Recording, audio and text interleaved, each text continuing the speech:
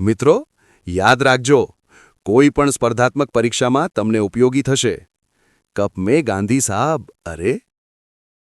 નમસ્કાર મિત્રો, હું ભટલ્પેશ એઆઈથી તમારા માટે એક સરસ મજાનો કોન્ટેન્ટ લઈને આવ્યો છું, વિડીયો લઈને આવ્યો છું અને તમને એક નવી દિશા આપવા માગું છું કે એઆઈની મદદથી શિક્ષક મિત્રો જે છે એ વિદ્યાર્થીઓ માટે સરસ મજાના આવા નાના સૂત્રો બનાવી શકે છે અને એજ્યુકેશનને રસપ્રદ બનાવી શકે છે.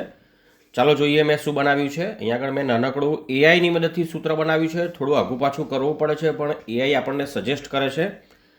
અહીંયા આગળ મેં જે ગુજરાતના જિલ્લાઓ છે એમાંથી જે કર્કવૃત પ્રસાર થાય છે અને કર્કવૃત જે છે મિત્રો પશ્ચિમથી પૂર્વમાં જે જિલ્લાઓ છે એને યાદ રાખવા માટેની ટ્રીક બનાવી છે. સૂત્ર આવું છે, જુઓ.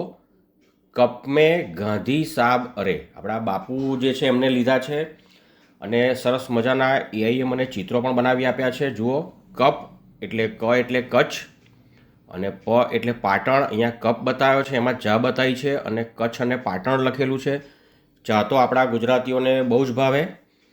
એ જ રીતે પછી મેં છે, મેં એટલે મહેસાણા અને એનો અહીંયા આગળ સરસ મજાનું ચિત્ર પણ છે. અને ગાંધીનગર, આપણા બાપુ છે, ગાંધીજી છે એટલે ગાંધી.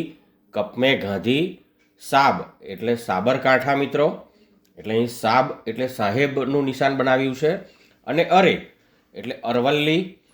આમ કપ મેં ગાંધી સાબ અરે એટલે કુલ 6 જિલ્લાઓ જે છે એમાંથી કર્કવૃત પસાર થાય છે એ રીતનો ઇન્ફોગ્રાફિક બનાવે છે મિત્રો, જુઓ. તો મિત્રો, એઆઈની મદદથી આવા દરેક વિષયમાં સૂત્રો બનાવી શકાય એમ છે અને વિદ્યાર્થીઓને ખૂબ ઉપયોગી સાબિત થઈ શકે એમ છે.